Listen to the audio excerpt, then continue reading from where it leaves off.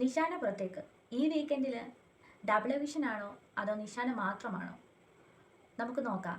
Video ആദ്യമായിട്ട് കാണുന്നവരുണ്ടെങ്കിൽ channel subscribe ചെയ്യണം, ലൈക്ക് ചെയ്യണം, കമൻറ്റ് ചെയ്യണം, കൂടാതെ ബെൽ ബട്ടൺ അമർത്തണം. എങ്കിൽ മാത്രമേ ഞാൻ ഇടുന്ന ഓരോ വീഡിയോസിൻ്റെ നോട്ടിഫിക്കേഷൻ നിങ്ങൾക്ക് കിട്ടുകയുള്ളൂ. അതെ, വീക്കെൻഡ് എപ്പിസോഡായ ഇന്ന് നടന്ന എവിക്ഷനിൽ നിഷാന അങ്ങനെ പുറത്തേക്ക്.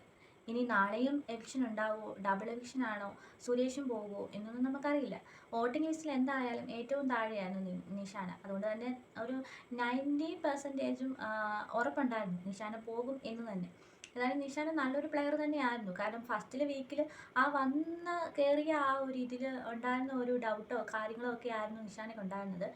പക്ഷേ സെക്കൻഡ് വീക്കായപ്പോൾ ആൾ കുറച്ചുകൂടെ ആക്റ്റീവായിട്ടുണ്ടായിരുന്നു. അതുപോലെ ഗെയിംസിലൊക്കെ ജയിച്ച് പവർ ടീമിൽ വരെ കയറിയ ഒരാളായിരുന്നു. ഒരിക്കലും നിഷാന പോകുമെന്ന് ഞാൻ പേഴ്സണലി വിചാരിച്ചിരുന്നില്ല. പക്ഷേ വോട്ടിംഗ് ലിസ്റ്റിൽ നിഷാന ഏറ്റവും ലാസ്റ്റ് ആയിരുന്നു.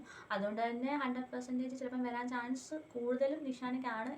നിഷാനയ്ക്ക് കുറച്ചും കൂടി ദിവസം നിന്നിരുന്നെങ്കിൽ ഒരു പക്ഷേ കുറച്ചും കൂടി ഇമ്പ്രൂവ് ആയിട്ട് നന്നായിട്ട് കളിക്കാൻ പറ്റിയേനെ.